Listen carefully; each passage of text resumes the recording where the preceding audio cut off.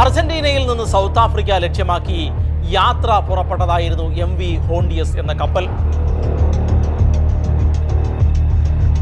കുറെ കൂടി കൃത്യമായി പറഞ്ഞാൽ അർജന്റീനയിലെ ഉഷുവായിൽ നിന്ന് പുറപ്പെട്ട് സൗത്ത് ആഫ്രിക്കയിലെ കാനറി ഐലൻഡിലേക്കായിരുന്നു ആ യാത്ര.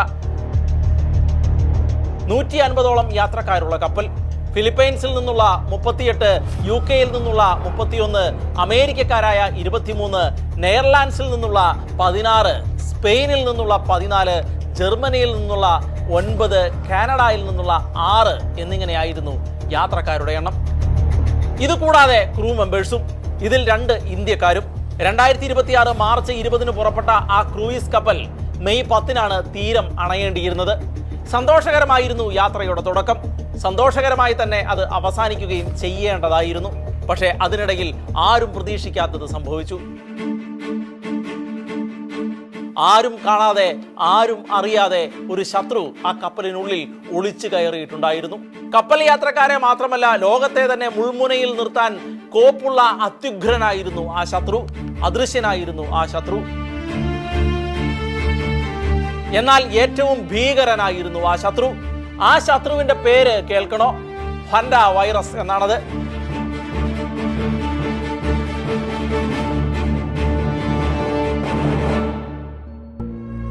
ഇന്ന് ലോകം ആ നിശബ്ദ ശത്രുവിനെ ഓർത്തുള്ള ആശങ്കയിലും ഭയപ്പാടിലുമാണ്. കപ്പലിലെ 3 പേരുടെ ജീവനെടുക്കുകയും 8 പേരെ അതീവ ഗുരുതരാവസ്ഥയിലാക്കിയിരിക്കുകയും ചെയ്തിരിക്കുന്ന ഹൻഡ വൈറസ് ലോകം നേരിടുന്ന മറ്റൊരു മഹാമാരിയായി മാറുമോ എന്നുള്ളതാണ് ലോകം ഉറ്റുനോക്കുന്നത്. കാരണം കോവിഡ് വൈറസിനൊപ്പമോ അതിനേക്കാൾ ഏറെയോ അപകടകാരിയായ വൈറസായിട്ടാണ് ലോകാരോഗ്യ സംഘടന ഈ വൈറസിനെ വിശേഷിപ്പിച്ചിരിക്കുന്നത്. ലോകം മുഴുവൻ വാതിലുകൾ തഴുതിട്ട് അടച്ച് പൂട്ടിക്കഴിഞ്ഞിരുന്ന കോവിഡ് കാലത്തെ എന്നതുപോലെ മറ്റൊരു കാലത്തിന്റെ പിറവിക്ക് കാരണമാകുമോ ഈ വൈറസ് എന്ന സംശയം ചിലർക്കെങ്കിലുമുണ്ട്. ആഗോളതലത്തിൽ ആശങ്കയിലായി നിൽക്കുന്ന ഹൻഡ വൈറസിനെ കുറിച്ചാണ് ഈ ആഴ്ചയിലെ ന്യൂസ് സ്റ്റോറി ചർച്ച ചെയ്യുന്നത്. എന്താണ് ഹൻഡ വൈറസ്? എവിടെ നിന്നാണ് ഇതിന്റെ തുടക്കം? എങ്ങനെയാണ് ഇത് പകരുന്നത്? എന്തൊക്കെയാണ് ഇതിന്റെ പിന്നിലെ അപകടങ്ങൾ?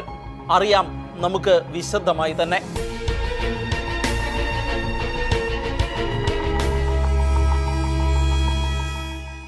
മനുഷ്യവംശത്തെ കൂട്ടത്തോടെ ഇല്ലാതാക്കാൻ കഴിവുള്ള രോഗാണുക്കളാണ് വൈറസുകൾ. നഗ്നനേത്രങ്ങൾ കൊണ്ട് കാണാൻ കഴിയാത്ത സൂക്ഷ്മജീവികളാണ് അവ. മനുഷ്യരുടെയും മൃഗങ്ങളുടെയും പക്ഷികളുടെയും സസ്യങ്ങളുടെയും കോശങ്ങൾക്കുള്ളിൽ കയറി പെരുകുന്ന അണുക്കളാണ് വൈറസുകൾ. അവയ്ക്ക് ഒരിക്കലും സ്വതന്ത്രമായി ജീവിക്കാനോ വളരാനോ സാധിക്കില്ല. അതുകൊണ്ടാണ് ജീവിയുടെ ശരീരത്തിലേക്ക് കടന്ന് അതിലെ കോശങ്ങളെ ഉപയോഗിക്കുകയും തന്മൂലം വർദ്ധിച്ചു വളരുകയും ചെയ്യുന്നതാണ് വൈറസുകളുടെ രീതി.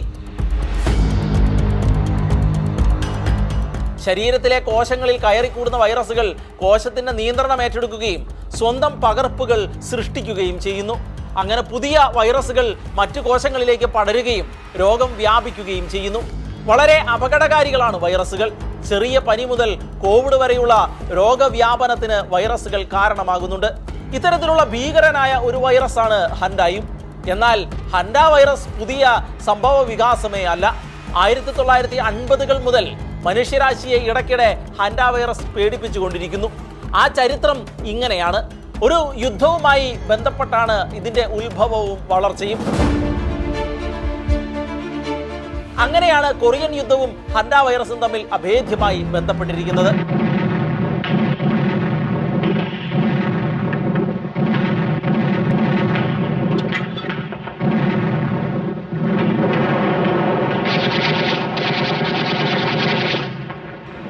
മനുഷ്യ ചരിത്രത്തിലെ ഏറ്റവും രൂക്ഷമായ യുദ്ധങ്ങളിലൊന്നായിരുന്നു 1950-കളിൽ കൊറിയൻ ഉപദ്വീപിൽ നടന്ന യുദ്ധം.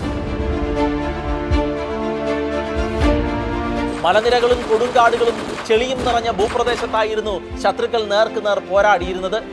വെടിയുണ്ടകളും ബോംബാക്രമണങ്ങളും കൊണ്ട് അന്തരീക്ഷം കലുഷിതമായിക്കൊണ്ടേയിരിക്കുന്നു.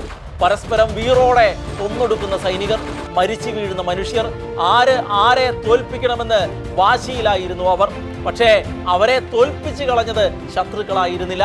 അവർ തോറ്റതും ശത്രുവിന്റെ മുന്നിൽ ആയിരുന്നില്ല. അവിടെ ഒരു അദൃശ്യ ശത്രു ഉണ്ടായിരുന്നു. ആ ശത്രുവാണ് അവരെ പരാജയപ്പെടുത്തിയത്. ആ ശത്രുവിന്റെ പേരായിരുന്നു ഹൻഡ. യുദ്ധത്തിൽ പങ്കെടുത്ത അമേരിക്കൻ ദക്ഷിണ കൊറിയൻ സൈനികർക്കിടയിൽ വളരെ പെട്ടെന്നാണ് കടുത്ത പനിയും തലവേദനയും കണ്ണുവേദനയും ശരീരവേദനയും ക്ഷീണവും അനുഭവപ്പെട്ടു തുടങ്ങിയത്. കാലാവസ്ഥാ വ്യതിയാനമാണ് എന്ന് പറഞ്ഞ് ആദ്യം എല്ലാവരും അതിനെ അവഗണിച്ച് കളഞ്ഞതേയുള്ളൂ. പക്ഷേ സാധാരണ പനിയുടെ ലക്ഷണങ്ങൾ മാത്രമായിരുന്നുവല്ലോ അവയെല്ലാം. എന്നാൽ അതൊരു പനി ആയിരുന്നില്ല, അത് തീർത്തും നിസ്സാരവുമായിരുന്നില്ല. ഹൻഡ വൈറസ് പട്ടാളക്കാരെ പിടികൂടിയതായിരുന്നു അത്. പക്ഷേ പിന്നീട് പട്ടാളക്കാരുടെ സ്ഥിതി ഗുരുതരമാവുകയും അവർ മരിച്ചു വീഴുകയും ചെയ്തു തുടങ്ങിയപ്പോഴാണ് തങ്ങൾ കണക്കുകൂട്ടിയതിനും അപ്പുറമായ എന്തൊക്കെയോ ആണ് ഇവിടെ സംഭവിച്ചിരിക്കുന്നത് എന്ന് തിരിച്ചറിവ് ഉണ്ടായത്.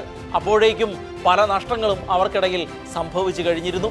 കഠിനമായ രക്തസ്രാവം ഉണ്ടാവുകയും രക്തസമ്മർദ്ദം താഴുകയും ചെയ്യുന്നതായിരുന്നു അവരുടെ എല്ലാം പൊതുലക്ഷണം. ഈ ലക്ഷണങ്ങൾക്ക് പുറമെ വൃക്ക പണിമുടക്കുകയും കൂടി ചെയ്തതോടെ അവരെ ചികിത്സിച്ചുകൊണ്ടിരുന്ന ഡോക്ടർമാരും അങ്കലാപ്പിലായി പോയി. പിന്നെ അവരുടെ ചികിത്സകൾക്കൊന്നും പിടികൊടുക്കാതെ പട്ടാളക്കാർ ഓരോരുത്തരായി മരിച്ചു വീഴാൻ തുടങ്ങി. അതോടെയാണ് കേവലം പനിയല്ല, ഗുരുതരമായ വൈറസ് ബാധയാണ് ഈ മരണങ്ങൾക്കെല്ലാം കാരണമെന്ന് വ്യക്തമായത്.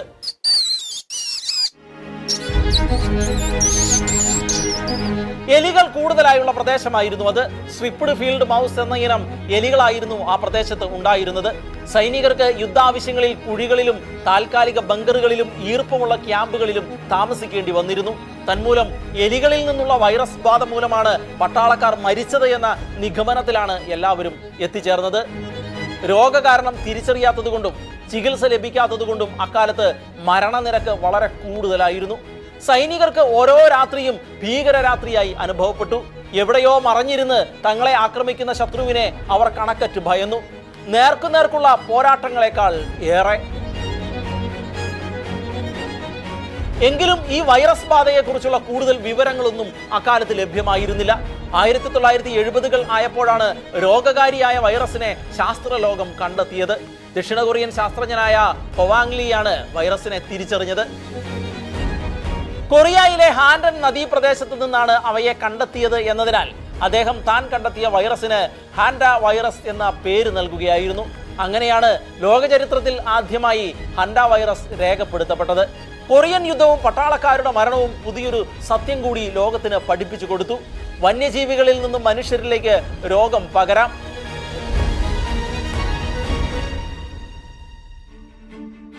ഇത്തരമൊരു കണ്ടുപിടുത്തമാണ് പിൽക്കാലത്ത് എബോള, സാർസ്, COVID-19 പോലെയുള്ള നിരവധി ഗവേഷണങ്ങൾക്ക് കാരണമായി മാറിയത്. കൊറിയൻ യുദ്ധവും തുടർന്നുള്ള സൈനികരുടെ മരണവും പതുക്കെ എല്ലാവരും അങ്ങ് മറന്നു. എന്നാൽ 1993-ൽ ഹൻഡ വൈറസ് വീണ്ടും റിപ്പോർട്ട് ചെയ്യപ്പെട്ടു. പതിറ്റാണ്ടുകൾക്ക് ശേഷം അമേരിക്കയിലായിരുന്നു അത്. യുവാക്കളിൽ പെട്ടെന്നുണ്ടായ ശ്വാസകോശ തകരാറുകളിൽ നിന്നായിരുന്നു തുടക്കം. അനേകം ചെറുപ്പക്കാർക്ക് ശ്വാസകോശ സംബന്ധമായ തകരാറുകൾ കാണപ്പെട്ടു. വൈറസ് ബാധയാണ് അതിന്റെ പിന്നിൽ എന്ന് കണ്ടെത്തിയ മെഡിക്കൽ ലോകം ചെന്നു നിന്നത് ഹൻഡ വൈറസിൽ ആയിരുന്നു. ഹൻഡ വൈറസ് പൾമോണറി സിൻഡ്രോം എന്നാണ് ഈ അവസ്ഥ വിശേഷിപ്പിക്കപ്പെട്ടത്. ഇന്ത്യയിലും ഈ വൈറസ് 2008-ൽ റിപ്പോർട്ട് ചെയ്യപ്പെട്ടിട്ടുണ്ട് എന്നാണ് ചില ഉറവിടങ്ങൾ പറയുന്നത്. തമിഴ്നാട്ടിൽ നടത്തിയ ഒരു പഠനത്തിലാണ് ഇക്കാര്യം വ്യക്തമായത്. അന്ന് അവിടെ 28 കേസുകളാണ് സ്ഥിരീകരിച്ചത്. വെയർഹൌസ് തൊഴിലാളികൾ, കർഷകർ, ആദിവാസികൾ, എലിപിടുത്തക്കാർ എന്നിവരിലായിരുന്നു ഈ വൈറസ് റിപ്പോർട്ട് ചെയ്യപ്പെട്ടിരുന്നത്. പതിറ്റാണ്ടുകൾക്ക് ശേഷം ഇപ്പോഴിതാ വീണ്ടും ഹൻഡ വൈറസ് റിപ്പോർട്ട് ചെയ്യപ്പെട്ടിരിക്കുന്നു MV ഹോണ്ടിയസ് കപ്പലിൽ നിന്ന്. എന്താണ് ഹോണ്ടിയസ് കപ്പൽ? അതിന്റെ പ്രത്യേകതകൾ എന്തൊക്കെയാണ്? അത് പറയാം. സാധാരണ വിനോദസഞ്ചാര കപ്പൽ മാത്രമല്ല, ഭൂമിയിലെ ഏറ്റവും അപകടകരവും അതിശൈത്യപൂർണവുമായ ശൈത്യപ്രദേശങ്ങളിലേക്ക് യാത്രക്കാരെ കൊണ്ടുപോകുവാൻ വേണ്ടി രൂപകൽപ്പന ചെയ്തിരിക്കുന്ന അത്യാധുനിക പോളാർ എക്സ്പെഡീഷൻ കപ്പലാണ് MV ഹോണ്ടിയസ്.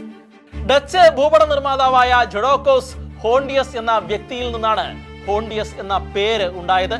കടുത്ത മഞ്ഞും കൊടുങ്കാറ്റും നേരിടാൻ പ്രത്യേകമായി രൂപകൽപ്പന ചെയ്തതാണ് ഹോണ്ടിയസ് കപ്പൽ. വിനോദസഞ്ചാരത്തിനൊപ്പം ഗവേഷണ പ്രവർത്തനങ്ങൾക്കും ഹോണ്ടിയസ് ഉപയോഗിക്കപ്പെടുന്നുണ്ട്.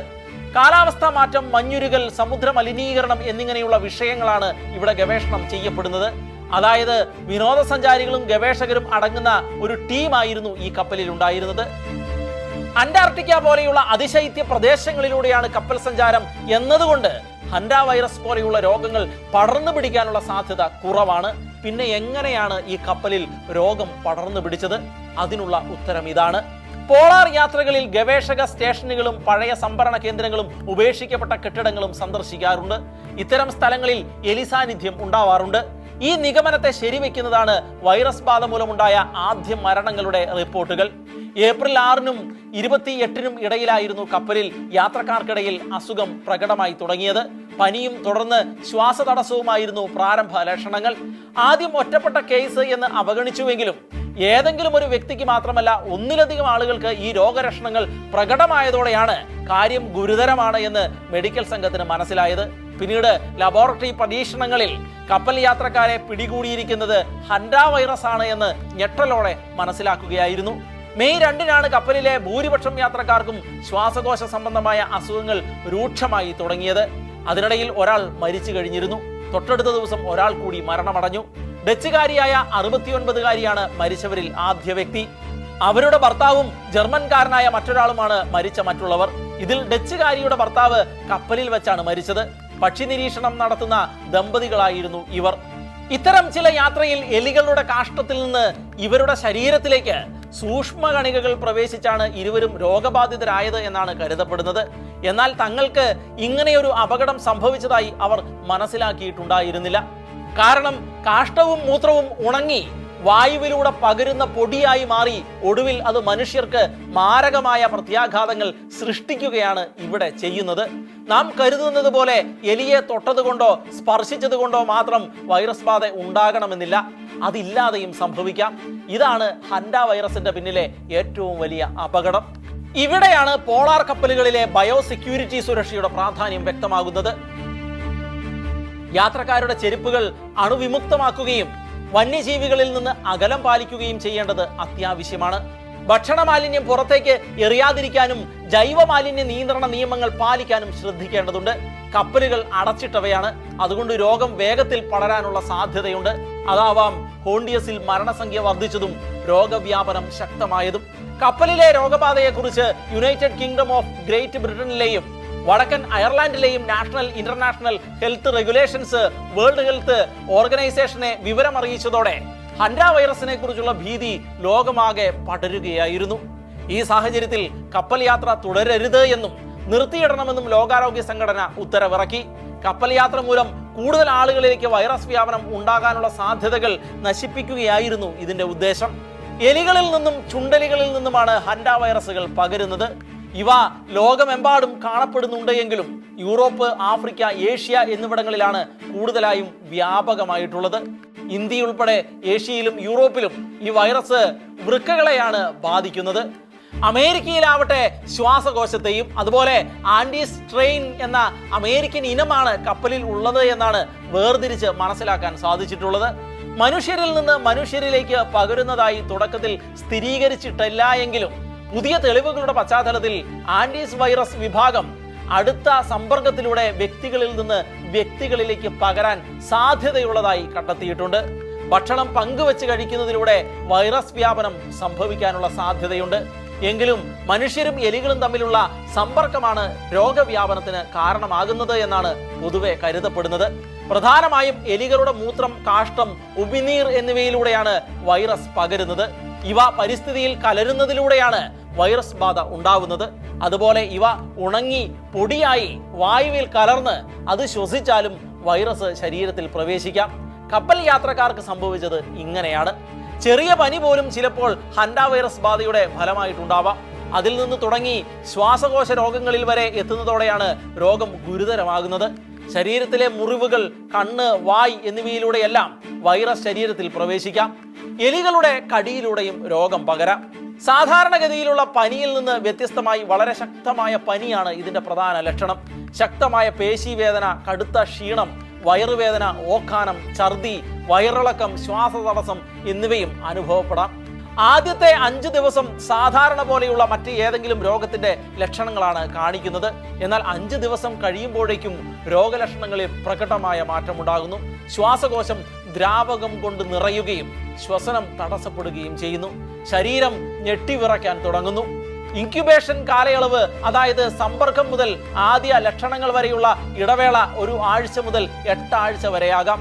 സമ്പർക്കം കണ്ടെത്തുന്നതിന്റെ ബുദ്ധിമുട്ടാകുന്നതിന്റെ കാരണം ഈ നീണ്ട കാലയളവ് തന്നെയാണ്. ഹൻഡ വൈറസ് നമ്മെ പേടിപ്പെടുത്തുന്നത് അതിന് നിലവിൽ വാക്സിനുകളോ ആന്റിവൈറൽ മരുന്നുകളോ ലഭ്യമല്ല എന്നതുകൊണ്ടാണ്. രോഗലക്ഷണങ്ങൾക്കനുസരിച്ചുള്ള ചികിത്സയാണ് ഇവിടെ നൽകി വരുന്നത്. ശ്വാസകോശ സംബന്ധമായ ബുദ്ധിമുട്ടുകൾ നേരിടുന്നവർക്ക് ആശുപത്രി ചികിത്സ അടിയന്തരമായി നൽകേണ്ടതുണ്ട്.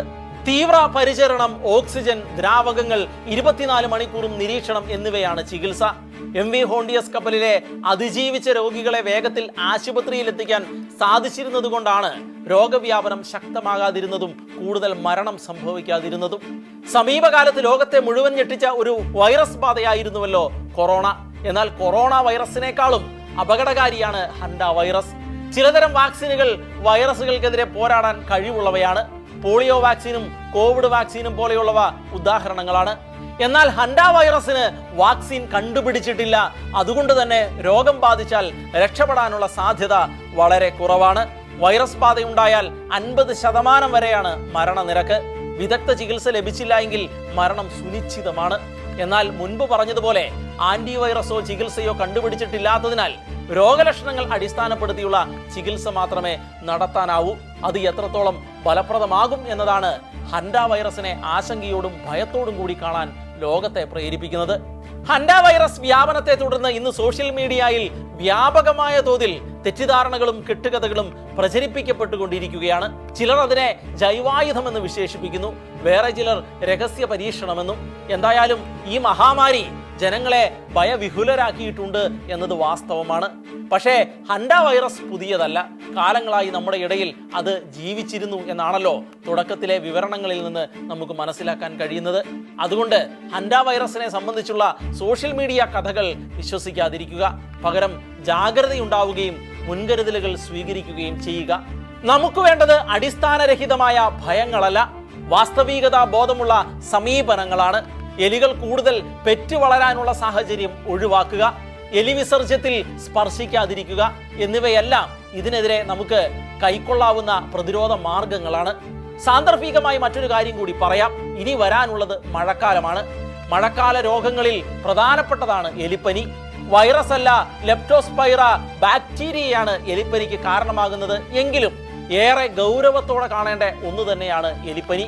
പേര് സൂചിപ്പിക്കുന്നത് പോലെ എലി തന്നെയാണ് ഇവിടെയും രോഗകാരണം. എലിയുടെ മൂത്രത്തിലൂടെയും മലിനമായ വെള്ളത്തിലൂടെയും പകരുന്ന ജന്തുജന്യ രോഗമാണ് ഇത്. ഹൻഡ വൈറസിൻ്റെതുപോലെ പനിയും കടുത്ത പേശീവേദനയും തലവേദനയും കണ്ണ് ചുവക്കലുമാണ് ഇതിൻ്റെയും പ്രധാന ലക്ഷണങ്ങൾ. എലി മാത്രമല്ല, പൂച്ച, നായ, കന്നുകാലികൾ എന്നിവയുടെ മൂത്രത്തിലൂടെയും രോഗം പകരാനുള്ള സാധ്യതയുണ്ട്. ഹൻഡ വൈറസിനെ പോലെ അപകടകാരി അല്ല എലിപ്പനി എങ്കിലും അതുമൂലം ജീവൻ നഷ്ടമാകുന്നവരുടെ എണ്ണം വർഷം തോറും വളരെ കൂടുതലാണ്.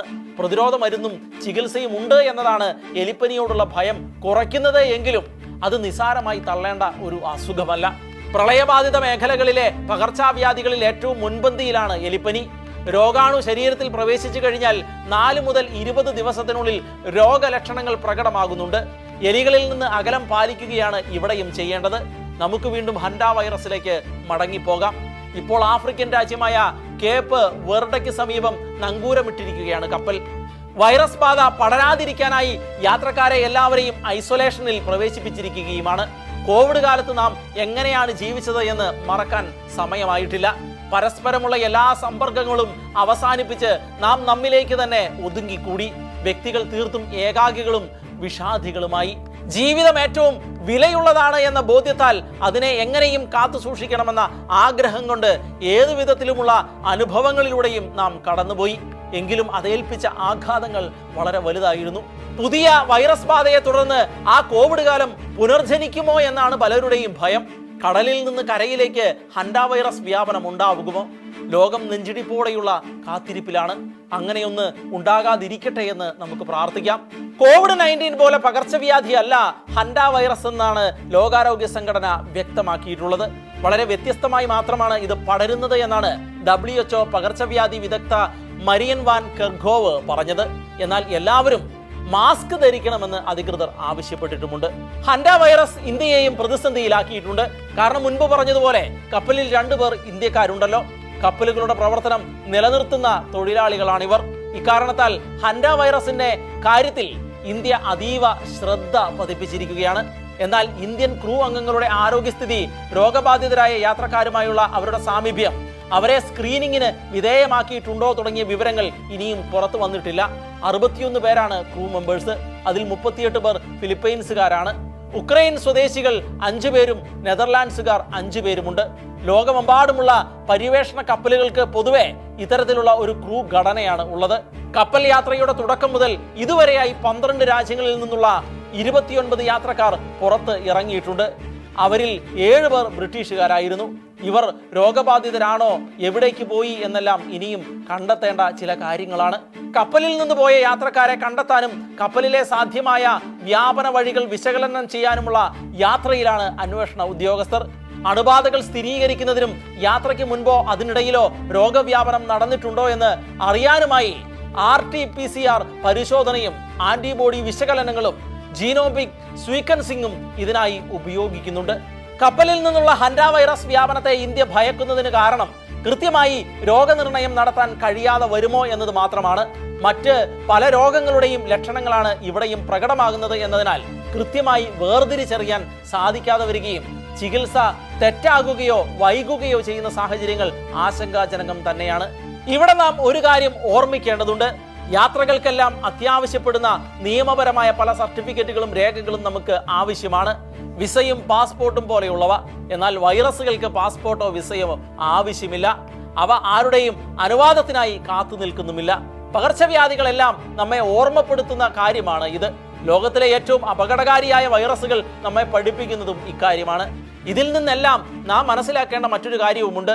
കരുത്തരും ശക്തരുമാണ് നാം എന്ന് പറയുമെങ്കിലും, സമ്പന്നരും സുന്ദരരും പ്രതാപികളുമാണ് എന്ന് മേനി നടിക്കുമെങ്കിലും, മനുഷ്യൻ ആത്യന്തികമായി നിസ്സഹായനാണ്. അദൃശ്യനായ ഒരേ ഒരു ശത്രുവിന് പോലും നമ്മെ നിസ്സാരമായി കീഴ്പ്പെടുത്താനും തോൽപ്പിക്കാനും കഴിയും. ഓരോ വൈറസ് വ്യാപനവും നമുക്ക് പറഞ്ഞു തരുന്നത് അക്കാര്യമാണ്. ഒരു ചെറിയ എലിയോ പൊടിപടലമോ അടച്ചിട്ട മുറിയോ പോലും രോഗവ്യാപനത്തിന് കാരണമാകാമെന്നും നാം അറിയാതെ തന്നെ നമ്മിലേക്ക് വൈറസുകൾ വ്യാപിക്കുമെന്നതും നമ്മുടെ നിസ്സഹായ അവസ്ഥയാണ് വ്യക്തമാക്കുന്നത്. മനുഷ്യ സാങ്കേതിക വിദ്യ എത്രയധികം വളർന്നാലും പുരോഗമിച്ചാലും പ്രകൃതിയിലെ സൂക്ഷ്മജീവികളെ പൂർണ്ണമായും നിയന്ത്രിക്കാൻ മനുഷ്യന് സാധിച്ചിട്ടില്ല എന്ന് നാം മനസ്സിലാക്കണം. കണ്ണിൽ കാണാൻ കഴിയാത്ത വൈറസ് മനുഷ്യന്റെ ജീവന് വിലയിടുമ്പോഴും തീരെ നിസാരമെന്ന് നാം കണക്കാക്കുന്ന എലി പോലും മനുഷ്യ സമൂഹത്തിൽ ഭീതി വിതയ്ക്കുമ്പോഴും എപ്പോൾ വേണമെങ്കിലും നാം അരക്ഷിതാവസ്ഥയിലേക്ക് വലിച്ചെറിയപ്പെടാം എന്ന് തിരിച്ചറിഞ്ഞ് അഹങ്കരിക്കാതിരിക്കുക. ഹൻഡ വൈറസ് കരയിലേക്ക് വ്യാപിക്കാതെ കടലിൽ അവസാനിക്കാനും കൂടുതൽ ദുരിതങ്ങൾ സംഭവിക്കാതിരിക്കാനും നമുക്ക് പ്രാർത്ഥിക്കുകയും ചെയ്യാം.